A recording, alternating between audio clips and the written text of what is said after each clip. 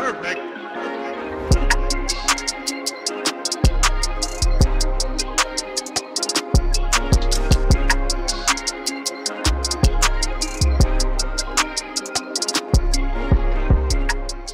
Salut tout le monde, j'espère que vous allez toutes et tous très bien. Aujourd'hui, gros sujet, grosse vidéo, on va parler des quadriceps. Et oui, aujourd'hui, nouvelle vidéo de notre playlist Surveillez vos angles. Car vous le savez, avec les élastiques, tout est une question de tension, mais également d'angle de travail. On va voir ensemble 3 principaux mouvements qui vont engager nos quadriceps. Non seulement je vais vous les montrer, mais en plus, je vais vous expliquer précisément comment positionner votre élastique pour avoir un travail le plus efficace possible.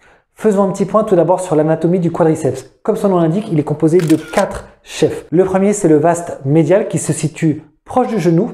On a à l'opposé le vaste latéral, au contraire sur le côté de la cuisse. Ensuite, on trouve le droit de la cuisse qui est ce muscle en plein milieu des quadriceps qui va être le seul muscle polyarticulaire. En effet, il s'attache d'un côté et de l'autre de la cuisse. Enfin, on a le vaste intermédiaire qui lui est caché sous les 3 autres chefs du quadriceps. Alors, notre premier exercice, ce sera du classique des fentes. Alors ici, déjà, il faut savoir qu'on a le choix comment on va positionner notre élastique. Moi, depuis quelques mois, je préfère le placer directement au-dessus d'une épaule et le mettre sous le pied. Donc là, l'épaule droite sous le pied gauche. C'est la jambe gauche qui va travailler. Et là, tout simplement, on a une résistance qui va nous pousser verticalement et un petit peu vers l'avant. On va devoir rester bien droit, le torse bombé pour bien maintenir son corps en équilibre pendant le mouvement. Donc ici, le mouvement est tout simple. On va venir se baisser et on remonte en restant bien aligné. Même si on a cet angle de tension qui nous tire un petit peu vers l'avant, c'est justement intéressant de pousser sur les quadris pour bien maintenir notre dos droit. L'autre chose, ou plutôt l'autre façon d'attacher la résistance, ça va être de plier l'élastique et de directement le mettre sous le pied. Donc là, vous voyez, je suis ici, je le récupère avec les mains. Position de départ, on va partir du sol. Donc pour une fois, on pose le genou au sol et on va remonter à la force du quadri. Et là, qu'est-ce qu'on constate? Pareil, on a le même angle de tension. On a l'élastique qui nous tire vers le bas et vers l'avant. Et on va travailler exactement de la même façon. Donc là, on bataille, on bombe le torse et on se redresse. Le prochain mouvement, ce sera d'une leg extension. Ça a l'air compliqué, c'est tout simple et en plus, vous le connaissez. En salle de muscu, ça consiste à s'asseoir.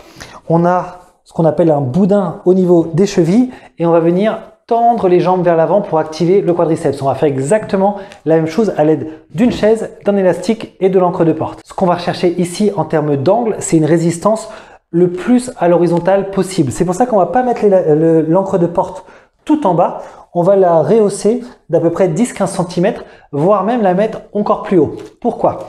Si on la met tout en bas, lorsqu'on va venir tendre notre jambe, on risque d'avoir l'élastique qui va remonter, on ne sera pas confortable et on n'aura pas la bonne tension.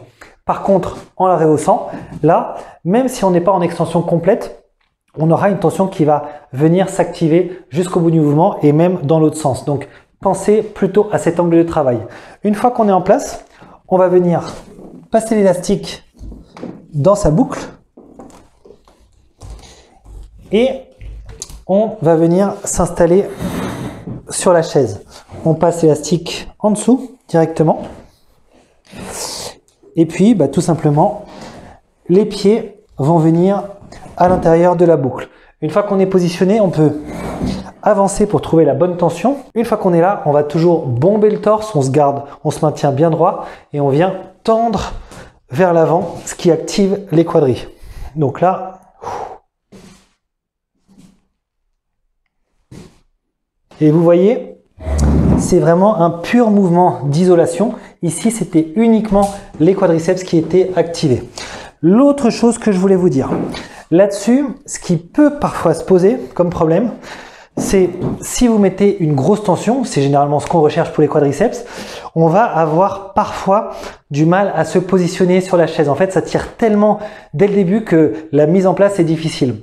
Ce que vous pouvez faire, c'est une version debout à l'unilatéral. Là, je vous l'avais jamais montré sur la chaîne auparavant. Je l'ai fait pour la première fois moi-même il y a à peu près une semaine. On va placer l'élastique au niveau d'une cheville. Donc, on travaille un pied à la fois. Et de là, on prend appui La position de départ, on a le genou avec la résistance qui nous tire en arrière. Donc pareil, on a gardé le même angle de travail. Et là, tout simplement, on va garder nos deux genoux côte à côte. Ça, c'est ce qui est le plus important. Et on va tendre ici. Donc je suis là et on va tendre. Et donc j'ai l'élastique qui me tire à l'horizontale vers l'arrière. Et je tends uniquement à la force des quadriceps. Donc là, pareil, on est sur un mouvement purement d'isolation. Il n'y a pas de différence entre le fait d'être assis ou debout. La seule différence ici, c'est qu'on travaille en unilatéral, une jambe après l'autre.